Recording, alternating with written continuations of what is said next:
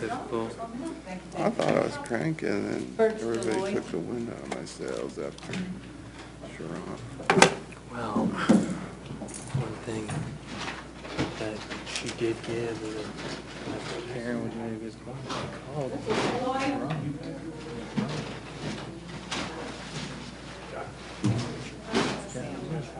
She called Sharon's phone. Come on down, he's here. Did you say that? I thought you said you called Ron. There you go. Well, Thank you, Jan. You want to go see what we're trying to see what you're saying? she knows she's You sure?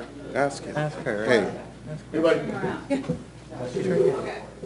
Josh really pushed Andrew. She said some nice things to say. They're not stable? He said you're a good guy. No, ours is not He stable. said I learned a lot from you. She called.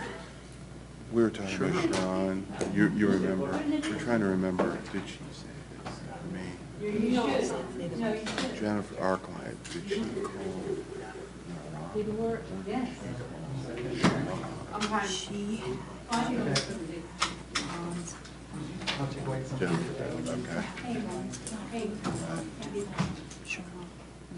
She's a lawyer. Right? Okay, so she was actually calling. Was she a lawyer? She's smart. I'm a She's a lawyer. lawyer. Yeah. I know, but she's part of this team. She's supposed to be back there. That's what Bridget. Okay. You'll have to talk to them over the bench. Okay. Sorry.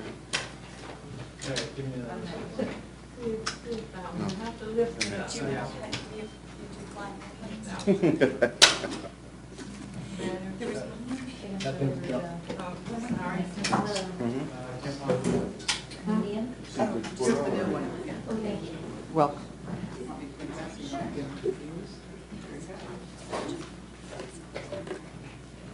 Yeah,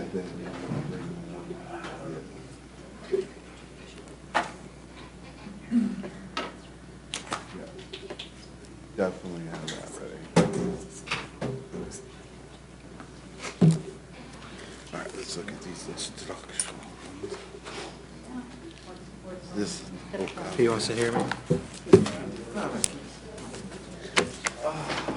All right, please. Circuit Court is back in session.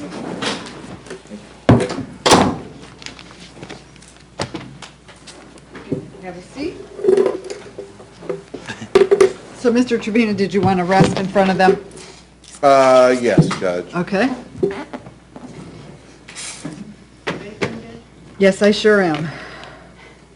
Bert Lloyd. Bring him in, please. Can I get that from behind you? I don't want to be through. Yeah, I'll draw it.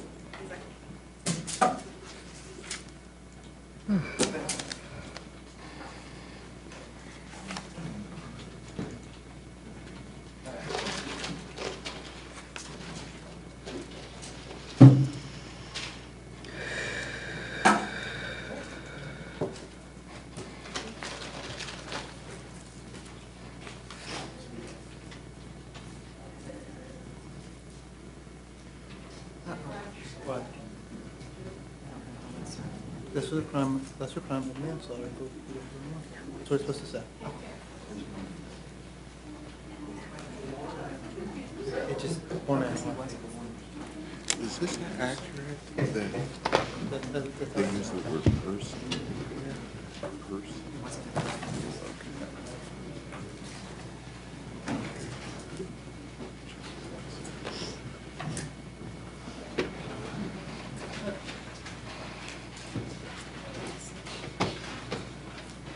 Good. The jurors are present and seated in their box. Okay, Mr. Trevino? Your Honor, at this time, the defense rests. Okay, thank you. Any rebuttal, State? No rebuttal from the state, Your Honor. Thank you. Ladies and gentlemen, both the state and the defendant have now rested their case. The attorneys now will present their final arguments. Please remember that what the lawyers say is not evidence or your instruction on the law. However, do listen closely to their arguments. They are intended to aid you in your understanding of the case. Each side will have equal time, but the state is entitled to divide their time between an opening argument and a rebuttal argument after the defense has spoken. Mr. Labruzzo?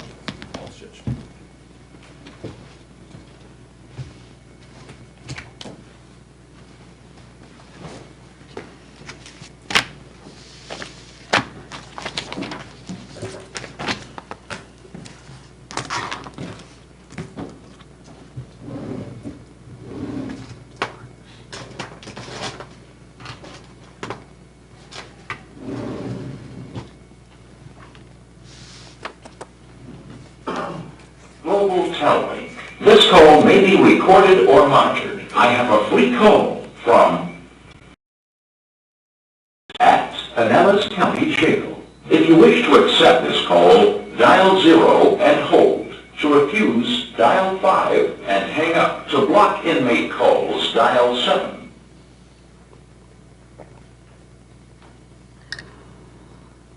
Thank you. Hello? Hello? Baby, Yep. is mommy up? No, she was in the bed. How did you do it? Put you in jail. I got charged with, What did you do? I got charged for murder in the first degree. Charged for murder in the first degree. Yes, sir. What that did? Who did you kill?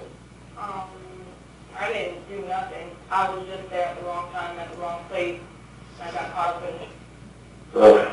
Where did all this happen? It took place last night, and the police found me today and arrested me today.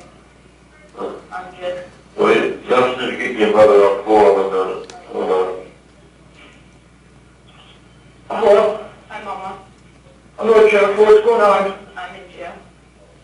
Why are you in jail? From, murder in the first degree. Who'd you kill? I ain't killed nobody. Well, then how are they charging you with attempted murder? Because I set everything up.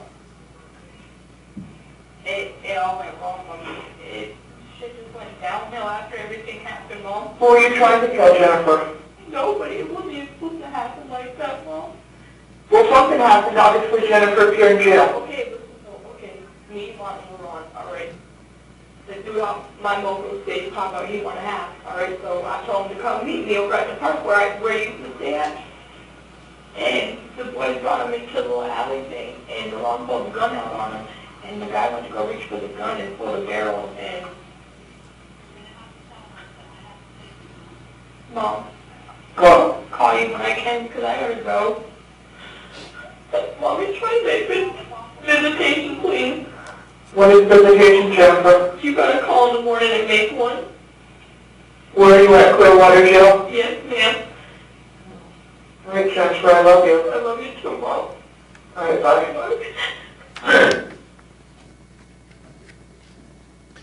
Ladies and gentlemen, we're here today and this week because Jennifer Mee set everything up. More correctly, she set up Shannon Griffin for a robbery. A robbery which, and as you know, in this case, he ultimately was shot 4 times in the chest in a dark alleyway. Ladies and gentlemen, I'm going to talk to you a little bit about this case, but I'd like to start off with the main 2 questions that this court's going to pose to you and it's been posed to you in this entire case. There are 2 questions that you ultimately must answer. The first question was there a crime committed? And second, did Jennifer Mee commit that crime? I'm going to answer these questions in turn, first starting with, was a crime committed? Now, we spent a lot of time over the last few days arguing about certain things and presenting to you certain pieces of evidence that maybe did not directly relate to Miss Mee. And there's been a lot of talk about other individuals, LaRon Rayford, acts that occurred by other people not related to her. Because you have to understand that in this case, she put the ball in motion. And in this case, the crime was committed. And we presented to you a fair amount of evidence as it relates to that. Okay, let's start with, was a crime committed? And in this case, there really are evidence of 2 crimes. There's evidence of a robbery and evidence of a murder. And the court is going to instruct you, and I'm going to take some time to go over it in a minute. You're going to get a packet, which we've discussed over and over again, this packet of instructions, which really is the law, and the law will come from the court. But the court's going to tell you that under Florida's felony murder law, that if you engage in certain crimes, and in this case a robbery, and during the commission of that crime, a person is murdered, then you can be guilty of murder in the first degree under a felony murder theory. All right, certain crimes, like robbery, are dangerous enough and have been been enumerated by the legislature to include that if you commit a murder in the course of it, you are now guilty of murder in the first degree. But I'm going to talk about the instructions in a minute. The question is, was a crime committed? And let's first talk about that first crime. That first crime that was committed there that night was one of robbery. And the evidence in this case suggests to you, and the evidence that Miss Me lured Shannon Griffin down to this alleyway, I guess as she says on this call, and to the detectives, to a park located right near where she stays, near 7th Street and Grove. And if you look at the map that was provided to you, all the witnesses, the people that live in the area, there's a nice big Millennium Child's Park right here. She lured him down there, and as she told the detectives, and as she told her mom on the jail call, he wanted a half, and then she doesn't explain to what a half is to her mom, but to the detectives, she said that we promised to sell him some weed. She describes to the detectives that there was no weed, and so he is lured down to that area, and there's evidence that how he drove there on his scooter. And ultimately, we know that individuals went back into that alleyway. I'm going to get into the particulars of that, but as it relates to Mr. Griffin, we know that he was left in that alleyway, shot 4 times in the chest. And we know there was a lot of property, miscellaneous, property that belonged to him, property that belonged to Mr. Newton, Mr. Rayford, and the associates of Miss Me was also left in that alleyway. Most importantly, what was not in that alleyway? His personal properties, his personal things, his keys to the scooter for which he rode there on, his wallet for which you've seen it's been identified as his, the wallet conveniently that was hidden up in a ventilation area in an apartment for which Miss Me, Mr. Rayford, Mr. Newton, Mr. Ron were all in. So the question would become, did a robbery occur in this case? The evidence should suggest to you that it did. I mean, look at the pictures itself. I mean, there is this picture of Mr. Griffin with his pockets emptied out, as if someone had gone through his pockets to take what? His wallet, his cell phone, his keys. You know, the evidence in this case suggests to you that a robbery was committed. There's been some suggestion to you that maybe there was another crime there, something of a sexual nature. I'm going to address that in a minute. But suffice it to say, his property was ultimately found about 5 miles north of where his body was located. So the question in this case, did a robbery occur? This evidence suggests that it was. And that Mr. Griffin was in fact the victim of that robbery. But was probably not anticipated by these individuals that Mr. Griffin was going to fight back. And maybe he wasn't intimidated by the gun, or maybe he valued his life enough to fight back.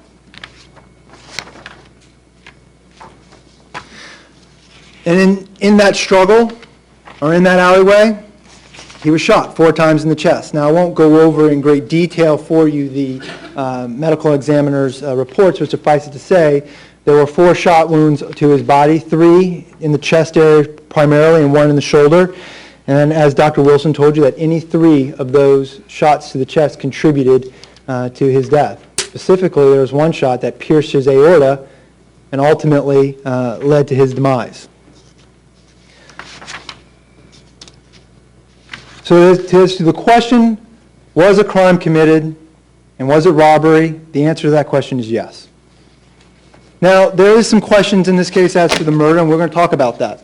And the court's going to instruct you on this packet of information. I'm going to take a second to kind of go into it. The court's going to explain to you not only what is a robbery, but it's also going to explain to you what is murder. And there are two types of murder in the state of Florida. There's what we call a lawful homicide and an unlawful homicide. All right? I'm going to take 2 seconds to describe what would be a lawful homicide. As we're all aware, in this day and age, Florida has a stand your ground law. There are certain protections for people who protect themselves in self-defense, and there are certain circumstances in which the law would allow another person to use deadly force to protect themselves.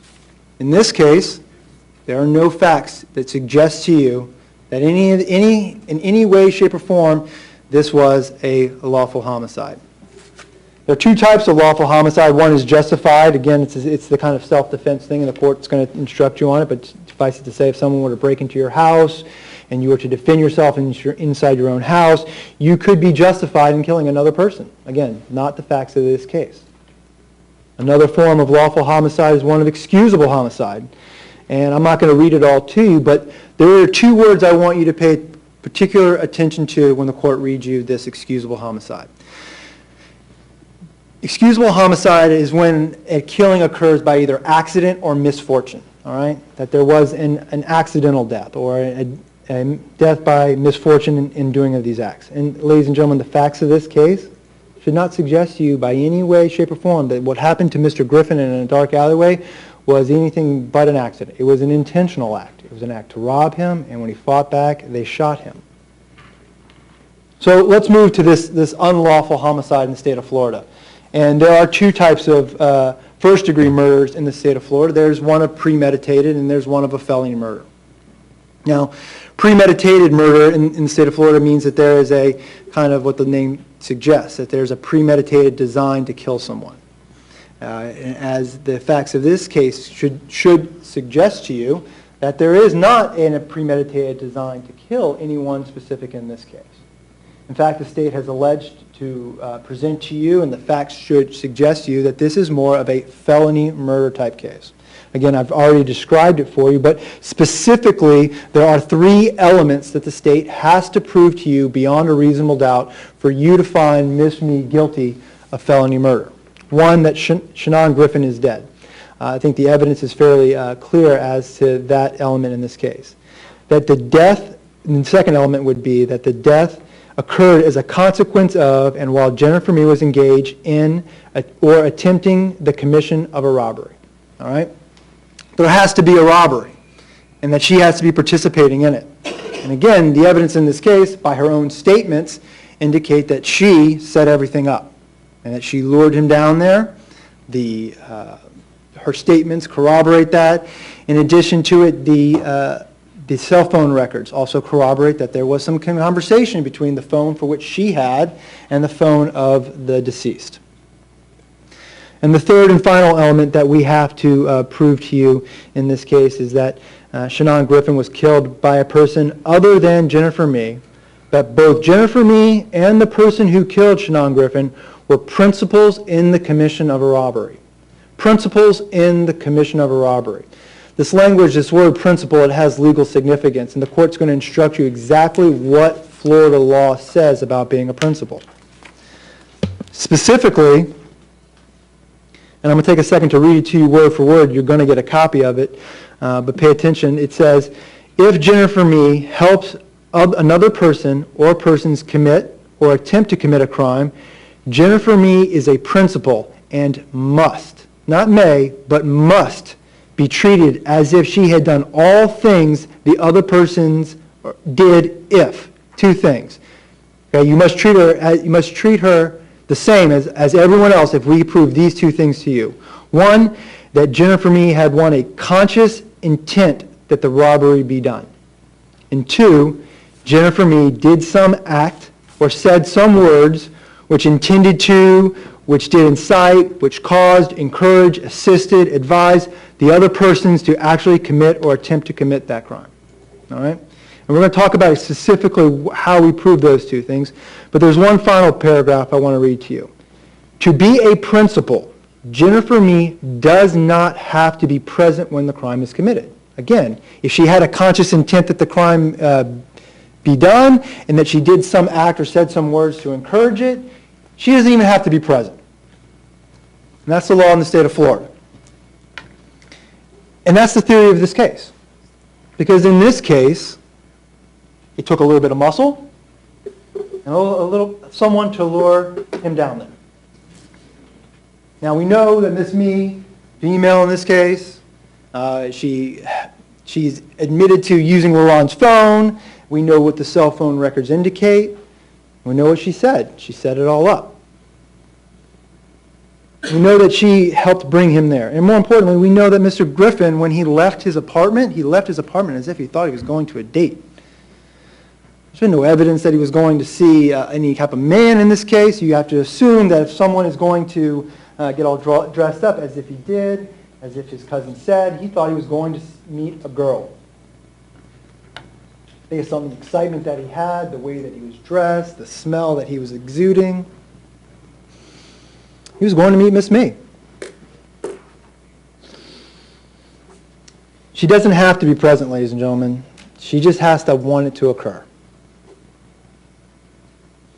Let's take a second to talk about the location of where this crime occurred. All right, there's the map, but there's more specifically, here's kind of the evidentiary forensic back diagram that was created for you to know where items were left. But there's some certain things about this location. One, it's in very close proximity to the apartment for which these four individuals live. All right, and you've heard on the tapes and you've heard the description that they were going to meet at a park, which is located just right next to this house. We know that it's a dark house, which means both the state and the defense asked a number of questions about how dark it was and what the lighting was. Quite candidly, it's a perfect place to commit a robbery or to lure someone back with the promise of selling them marijuana. We know that Mr. Griffin is found there. We know that he's found, as the picture I showed you, his pants are kind of down and his pockets have been emptied and he's laying there in the dark alleyway. We know that the gun is found there, something that detectives told you was fairly odd, and we know that there were personal effects of Mr. Rayford and Mr. Newton. Again, as I told you, there was no wallet, there were no keys, none of his personal property, his possessions were not there. So let's take a second to talk about the dress of Mr. Griffin in this case, as he's laying there. There's been some suggestion to you that by the fact that his pants are down, that could how, in some way, you can speculate as to that there may have been some sort of sexual crime going on back there. Let's talk about that first. Well, one, we know that his pockets were empty, so you have to assume he had something in his pockets that they wanted. Okay, their wallet, their keys in their pocket, and we know that that was taken from him. We know that there was an attempt to be a robbery, there was an intention to be a robbery. You can just as easily envision a situation where he doesn't want to get rid of his property, and he struggles over it. Maybe they wanted his pants. No better way to get him to not chase after you or to buy you some time, as the detective said, than take his shoes, take his pants. Can't chase after him. Embarrass him a little bit. And then there's this condom. And I guess that's the link, that there may be a sexual crime occurring back in this area. Let's talk about that condom for a second. It's a condom wrapper, I guess. At one point in time, Detective Wrzynski thought that there was actually a condom inside it, didn't get close enough, didn't touch the evidence because we took pictures of it where it was, wasn't sure, wasn't until it was forensically investigated that he found out, in fact, there was no condom inside the wrapper.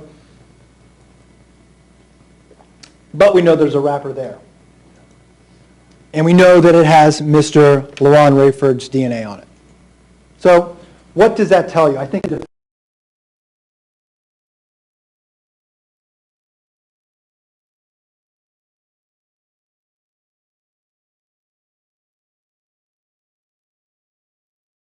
Rayford had been in that dark alleyway. Look, it's right around the corner from his house. If he had been back there engaging in sexual acts with someone else, I mean, where do you want to do that away from your girlfriend? Because his girlfriend, as she said, had never been in that alleyway. You go to a dark alleyway or an alleyway where no one's going to see you. So who has knowledge of this perfect place to engage in nefarious acts? Mr. Rayford. So when Miss Me's telling his mom and telling detectives the plan was to go to the park, maybe that really was the plan. And maybe Mr. Rayford said, you know what, I know a better place. I had been to a better place just right across the street where we can do this. There are no lights, it's dark, it's a dark alleyway. Does it make sense that he had been there previously, in fact knew this was a good place to commit a crime? Sure. Your Honor, at this point, I must object. These facts are not in evidence. Ladies and gentlemen, you're to rely on your own recollection about the evidence in this case. Go ahead, Mr. Abruzzo. Does it make sense that he had been there previously based on that piece of evidence? You get to decide.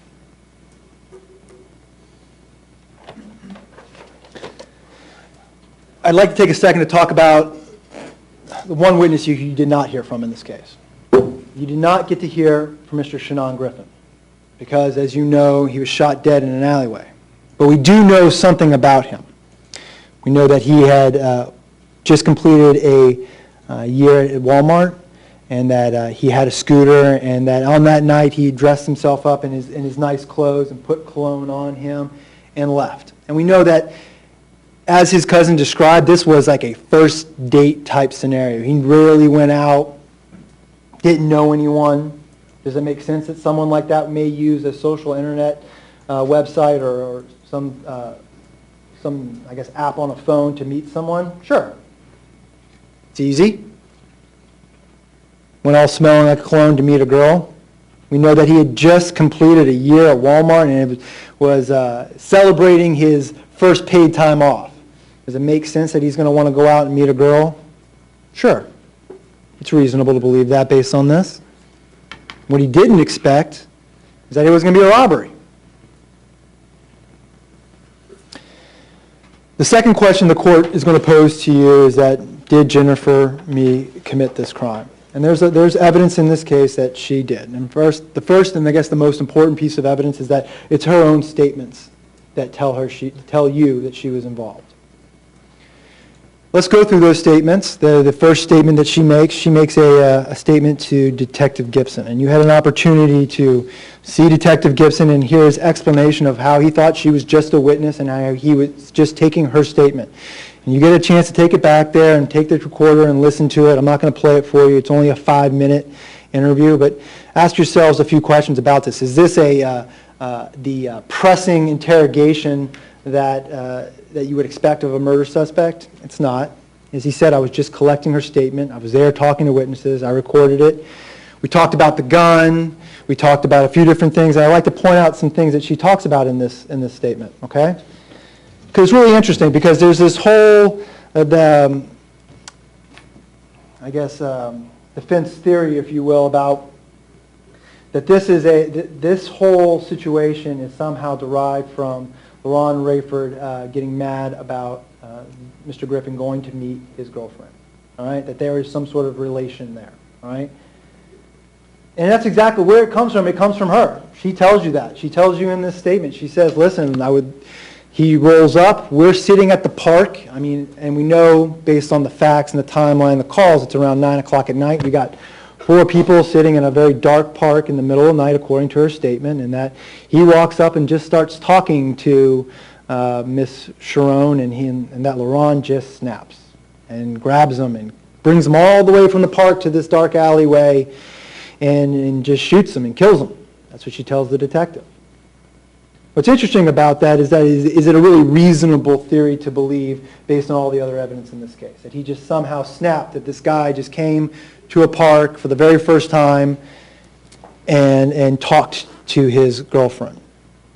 And I suggest to you that killing someone over a mere conversation with a woman in an alley for the very first time is not reasonable to believe that someone would just carry someone down a street into a dark alleyway and kill him. But what's interesting about this statement is that how quickly she tells Detective Gibson what really was going to happen.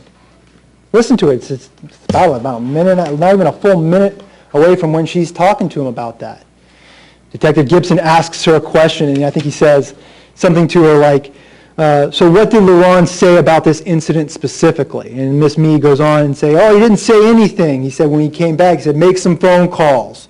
We need to leave. I killed a man. And then it all just left. And he didn't say anything. Okay? And almost without prompting, listen to the recording, without any prompting from the detectives, she says something that's very interesting because she completely contradicts her own statement.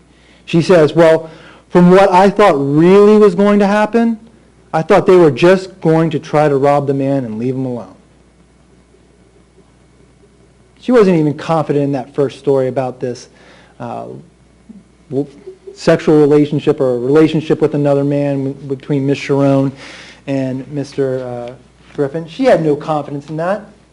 How quickly she goes to tell the detectives with no prompting whatsoever that they were going to rob him. And then later, and I say later, but as you know, it was only minutes later, and she's confronted with, you have to go tell the truth. That Detective Wierzinski and Detective DeLuca, they come in and they interview her, and they said, listen, tell us what happened. And what does she tell you? She tells them, and she tells us that I met this guy on Moco Space. I met him a few days earlier. She gives a plethora of details. I met him there on the Moco Space. I've only known him for a few days. I had never met him. We were going to bring him down there. We were going to sell him a half. We didn't have any marijuana. We were going to rob him. Did you ever go back? No. Well, what did you tell him when you walked away? I told him I was going to go look for the police because there are police in the area. Kind of shows some active participation in what exactly was going on back in that alleyway. She knew what was going on back there. She wasn't oblivious to it. She told the detectives. I told them I was going to go walk around, make sure there were no cops coming.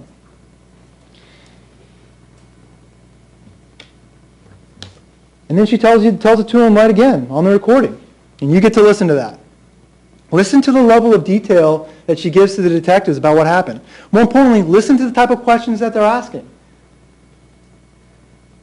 There's been some characterization of these statements as a pressing or interrogation. Ask yourselves, were they really pushing really hard to get them to say what happened? Or did their guilty conscience get to them and just spill it right out of their mouth? They ask questions like, what happened, or this or that. They don't even have to confront them with serious facts. She just gives it up right away. Gave it up to Detective Wierzinski and Detective DeLuca. She gave it up right away on the recall. And then there's that last statement, the statement that she makes on the jail call. You know, you listen to the jail call, and I suggest you listen to it when you take it back, and you hear a male's voice answer it, and he asks what happened, and she's kind of reserved. She kind of holds back some information. She tells him, I'm charged with murder. I didn't mean for it to happen. And she kind of is guarded with what some of the facts that she gives. Mom gets on the phone, her mom starts questioning her. Her mom, a woman who, by her own admission on the tape, she loves. I don't doubt that she loves her mom. She called her mom from the first phone call because when you're in trouble and you are been charged with murder in the first degree, you call someone that can help you. She called her mom. And what did she tell her mom? She told her exactly the same thing that she told Detective Wierzinski and Detective DeLuca. I set everything up. And she goes into the detail. I met the man on Moco Space. And she says all sorts of things. And she does say that it went horribly wrong. I'm sure she didn't intend for there to be a murder in this case. But the law is, and as the court's going to instruct you, she doesn't have to intend for a murder to occur. She only has to intend for the robbery to occur. And you got to ask yourselves, is it a reasonable or foreseeable consequence if you bring a gun to a robbery that someone might get shot? Sure it is. Ladies and gentlemen, guns,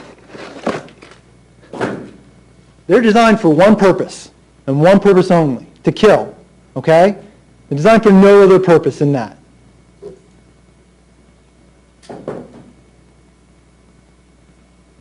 When you bring a gun to that, and someone gets shot, and in this case, the robbery, she's guilty as being a principal to this felony murder.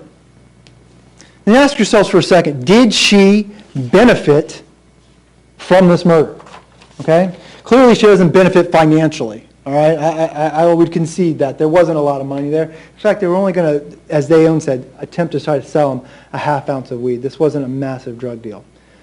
But did she benefit from this murder? And I would suggest to you that she did. In this case, the murder helps her, Laron Rayford, and Lamont Newton evade immediate detection by law enforcement. We know that there are people in the area. We know that people live right around the corner. You got to see and hear Mr. Brazelton, who lives just around the corner. The murder bought them some time to go back to the apartment, to pour bleach over the clothes, to pack up your things, to find a way out. Did she benefit from that murder and evading immediate detection? I mean, had it not happened, Mr. Griffin could have said, picked up his phone, gone to any neighbor and said, I'm meeting this girl, this is the phone number, this is what's going on. And the manhunt would have been on from the very minute it happened. She benefited from this murder. In fact, not only does it help her evade immediate detection of this robbery, it helps them evade apprehension. Now, clearly the detectives in this case, with all their experience, were able to utilize investigative techniques and get cell phone numbers and use databases. And when you put a number of people and put a lot of manpower into something, you can overcome their poor planning. Within about 26 hours, detectives with the St. Petersburg Police Department had found them. Clearly, they didn't think they were going to get caught that quick.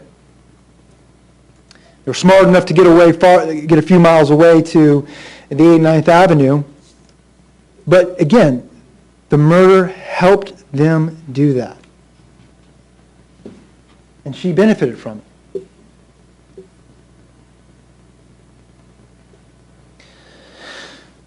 This case really comes down to the principal theory. So I'd like to take some time to talk to you about that. And now I understand as jurors that we ask members of the community to come into the courthouse and go through this lengthy and arduous process that you've now had an opportunity to see. I know it's difficult from the beginning of jury selection, and I know it's difficult as you sit here and had to come in and come out of the courtroom probably more times than you thought. But these are important matters, all right? And we all understand that. It's important to the state, and I'm sure it's important to Miss May. But when you came in here, you took an oath to follow the law in this case. And clearly when we were going through jury selection, that was a key thing amongst both the state and the defense. Can you follow the law? Whether you agree with the law or not, can you follow the law as the court's going to instruct you? And in this case, I think Mr. Trevino really asked the question, and his opening statement was, is she equally as guilty as the person who shot Mr. Griffin 4 times in the chest? Well, the version and the facts of this case suggest to you that she is, because of this principal theory. I understand that it can be a difficult concept to wrap your head around. There's no evidence that she ever touched the gun, that there's no evidence that she even pulled the trigger. But if it was not for her, but for her, Mr. Griffin would be alive. It takes someone to bring him there. They needed money. They wanted money. I mean, she even tells Miss Sharon that I need to get some money. I'm going to get some money, is what she says right before she leaves the apartment with Mr. Rayford's phone. It takes her to make this happen. They can't bring him down there. And she set everything up.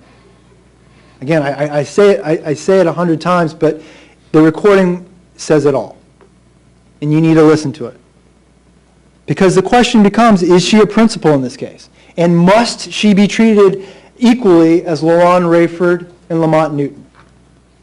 As I told you, that the court's going to find, you have to make a finding. Did she have a conscious intent that the robbery occur? Well, in this case, she tells you that she does. She tells you that I brought him there. She tells you that she was going to be a participant in it, and she was going to walk around the block, look for the cops. She told him that we lured him down there with the intent to sell him weed, and we weren't going to do it. Did she want this robbery to occur? Well, like Mr. Shawn said, she needed to get some money. She wanted that robbery to occur, and she did do some acts to help encourage it. I mean, quite candidly, the cell phone is probably the best evidence of her actions, at least to get him down there. Ms. Sharon says that when Jennifer left, she had LaRon's phone. I'm getting ready, or getting cleaned up from work, and I see on my phone that LaRon Rayford's calling it. So I give a call to LaRon Rayford. And she had to make an assumption that just minutes before it was Jennifer that left. It's not an unreasonable assumption based on the cell phone records. In fact, you can see the conversations between Mr. Rayford's phone and Mr. Griffin's phone. And more importantly, the lack of communication between Mr. Griffin's phone and Mr. Shanon's phone. No communication. From October the 16th to the day he was dead, Mr. Griffin never called Mr. Shanon's phone. Not once. Your Honor, I'm going to object again, facts not in evidence. Ladies and gentlemen, you're to rely on your own recollection of the evidence. If your recollection varies from the argument of either of the lawyers or any of the lawyers, you're to rely on your own recollection. Go ahead, Mr. Labruzzo. Judge, I'm sorry. What we say is not evidence, and it's what I say is not evidence, what Mr. Trevina says is not evidence, and when we say things like, certain things are the most important question or the star witness or the most important witness and those types of things, ladies and gentlemen, really, it's your job. That's why we brought you here. That's why we picked you to be fair and impartial. We want you to decide what the evidence in this case is. And in this, as it relates to the cell phone records are in evidence. Take your time and look at them. But in this case, Miss Me wanted Mr. Griffin robbed.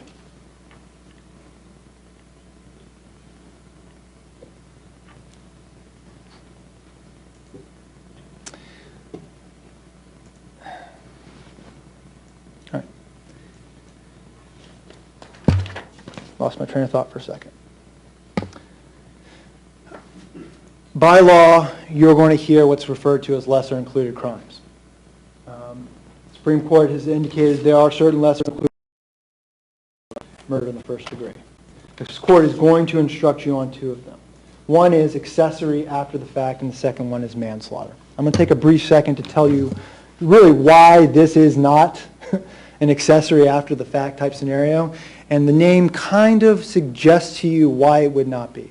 To be an accessory after the fact, one of the elements we have to prove to you is that after the murder was committed, that Miss Meade did something to aid or attempt to aid LaRon Rayford and Lamont Newton. This whole case is not about what happens after the fact. It's all about the things that brought Mr. Griffin there that night. Okay? She's not an accessory after fact. She's a principal to the acts itself. In this packet, you start at the highest crime charge, and the crime that's been charged in the indictment in this case is murder in the first degree. You start there, all right? And you deliberate as to that crime first. And if you feel that the state has not proven to you beyond a reasonable doubt that that crime has been committed, then you consider the lessers, all right? And I'm going to tell you in this case that accessory after the fact is not, it does not fit in this case.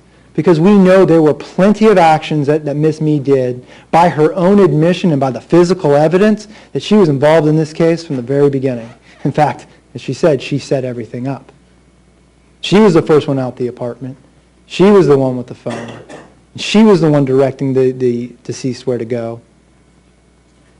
They all acted together, and because they all acted together, they're all equally as guilty.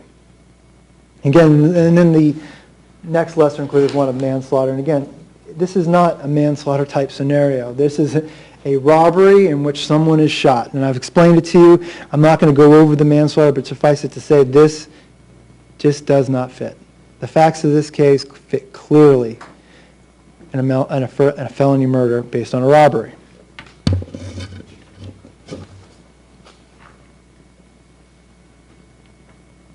Ladies and gentlemen, the court is going to instruct you on what is reasonable doubt, and that's the standard for which the state of Florida has to prove to you the elements of this case. And that's a burden that we've accepted and a burden that we have presented evidence to you, and the evidence in this case should suggest to you that we have met our burden. The instruction says to you that it says that a reasonable doubt is not a mere possible doubt, speculative doubt, imaginary doubt, or forced doubt. And to say it another way, don't force yourself to speculate about imaginary possibilities. Okay? That's not a reasonable doubt. When there's this talk about this sex crime or this evidence of a sex crime because there's a condom with DNA in a dark alleyway, or that an individual who just had his pockets emptied, his pants are down by his thighs, it doesn't suggest to you that there's some sort of sexual overtones. Clearly, Miss Me, in any of her statements, never said there was any type of sex act. She never said anything about rape or intercourse or anything like that that would give anyone or any detective any inkling that this was a sexual crime. In fact, in all of her statements, even the very first one where she flip-flops, she tells you it's a robbery. So don't force yourself to speculate about this imaginary possibility about there may have been some sort of sex crime, or that there may be all these other statements at the jail, or all these other things that the detective looked. There's been no evidence for you to consider as to that stuff. So don't force yourself to speculate about those things, because those things are not a reasonable doubt.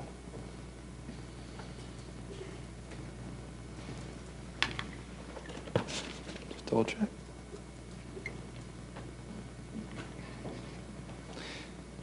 Ladies and gentlemen, in conclusion, I just want to say there really are two pieces of evidence, and two pieces of evidence I think Mr. Trevino really kind of pointed out through Detective Orzinski, that really physical evidence we want to talk about that link Miss Me to this crime. And we talked about it. There's the DNA on the shirt, all right?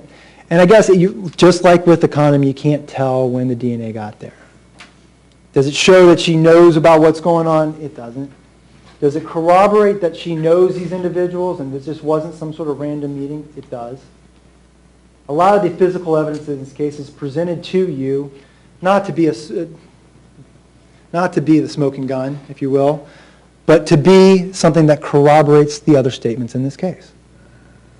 We spent a lot of time talking about flip-flops and shoes and those things found at the scene. It really doesn't mean anything. What it means is that when Miss Me's telling the detectives, Laron Raper came back to the house after we had just committed the robbery and shot the individual, he wasn't wearing his shoes. Well, it kind of corroborates her statements. And when you find these little bits of corroboration between the physical evidence and the testimonial evidence, you as jurors can put the picture together. And this fingerprint on the driver's license. Well, ladies and gentlemen, it just goes to show that in this case, she knows what's going on. She went through the guy's wallet. She touched it at some point. Primarily, it had to happen after he was dead in this case. There's been no evidence that they knew each other beforehand. Ladies and gentlemen, the facts of this case suggest to you clearly that this is a felony murder based on a robbery, because a robbery did occur. They had to use force, violence, and assault to kill Mr. Griffin, to take his personal property and to leave. And then in the course of committing that robbery, granted, Miss Me may not have been right there in the alleyway, but she knew what was going on. And by her own admission, she was out on the street watching out for the police when they killed him. She benefited from the robbery. She was able to evade detection, at least temporarily. And she's guilty of murder in the first degree. Thank you. Did you all want to approach the bench?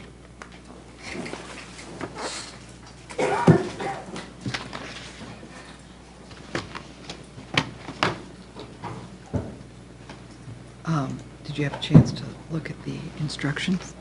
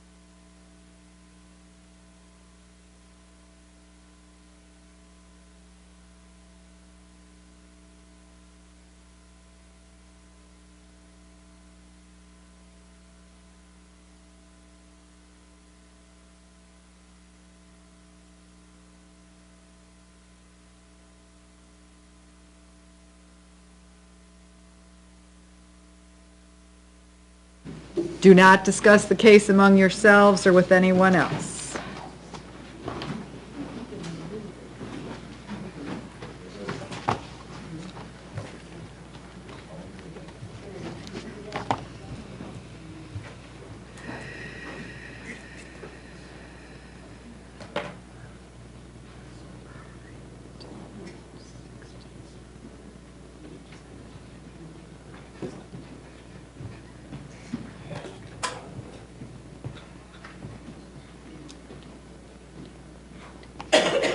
Okay. The jurors out of the hearing report. Okay, comfort break for everybody, 10 minutes. All rise. There is a recess for 10 minutes according to the courtroom clock. Yeah, I'm bringing back to you. I'm bringing back.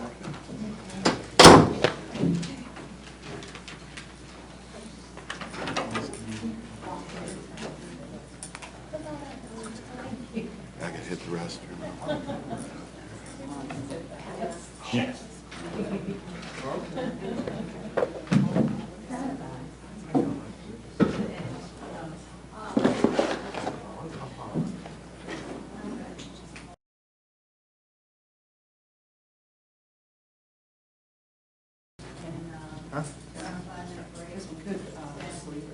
I'm gonna wrap it up.